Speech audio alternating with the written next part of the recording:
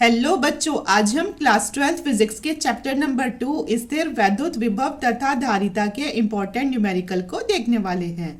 तो बच्चों, हमारा न्यूमेरिकल है 10 पिकोफैरड का एक संधारित्र 50 वोल्ट बैटरी से जुड़ा है। संधारित्र में कितनी स्थिर वैद्युत ऊर्जा संचित है।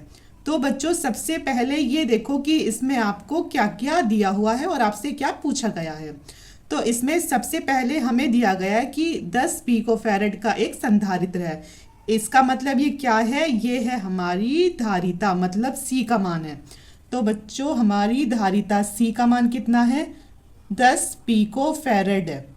तो अब इस पिकोफैरड को हम फैरड में चेंज करेंगे। तो आपको पता है कि 1 पिकोफैरड बराबर होता है 10 की घात माइनस के 12 फैरड के। तो हम इसमें क्या काम करेंगे, 10 में 10 की घात माइनस के 12 से गुना कर देंगे। तो ये किस में चेंज हो जाएगा, तो ये हो गया हमारा फैरड में चेंज।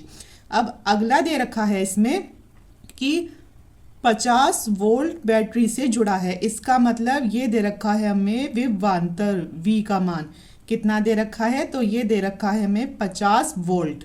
और हमसे पूछा क्या है कि संधारित्र में कितनी स्थिर वैद्युत ऊर्जा संचित है। तो इसमें हमसे पूछी गई है वैद्युत स्थितिज ऊर्जा, मतलब कि इसमें हमसे U का मान पूछा गया है।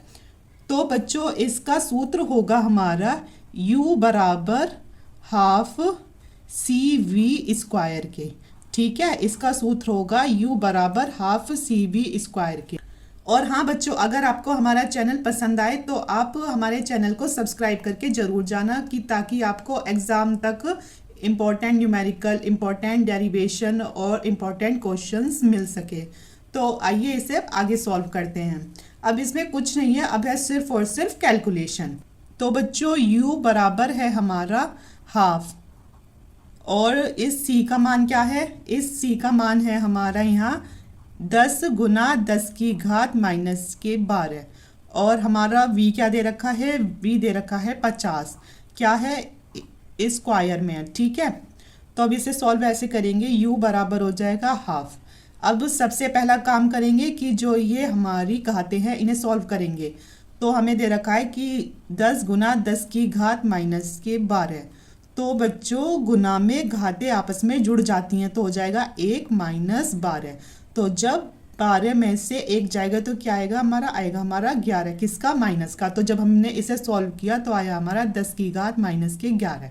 और इसे आपस में खोल लेते हैं, तो इसका हो जाएगा 50 गुना 50। ठीक है, अब हम अगला काम क्या करेंगे, अब हम अगला काम करेंगे कि हम इसकी और इसकी आपस में गुना कर देंगे। तो हो जाएगा हाफ गुना, तो ये होगा हमारा 2500 गुना 10 की घात माइनस के 11।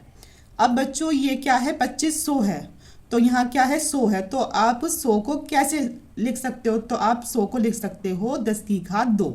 ठीक है, तो यहाँ हम लिख देंगे U बराबर हाफ गुना 25 गुना 100 को लिखेंगे 10 की घात 2 और गुना 10 की घात माइनस के 11। हमने ऐसा क्यों किया, क्योंकि यहाँ पर सब कुछ किस में है, 10 की घात में है, इसलिए। तो अब ये भी आपस में जुड़ जाएंगे, तो हो जाएगा, अगर 11 में से 2 जाएगा तो क्या आएगा, माइनस के 9 आएगा। तो हो जाएगा हमारा U बराबर हाफ गुना 25 गुना 10 की घात माइनस के 9। अब हम 25 को 2 से डिवाइड कर देंगे, और जब हम इसे इससे डिवाइड करेंगे तो आएगा हमारा 2 एकम 2 और 2 दूनी 4 और 2 पंचे 10। तो आ गया हमारा 12.5 गुना 10 की घात माइनस के 9 के। तो बच्चों, अब हम इस दशमलव को एक स्थान आगे खिसका देंगे, तो हो जाएगा 1.25। ये स्थान ऐसे खिसक गया, ये ऐसे था तो इसे इधर खिसका दिया गया। तो बच्चों, जब भी हमारा दशमलव सीधे हाथ से उल्टे हाथ की तरफ जाता है तो होता है प्लस, और अगर हमारा दशमलव उल्टे हाथ से सीधे हाथ की तरफ जाता है तो होता है हमारा माइनस।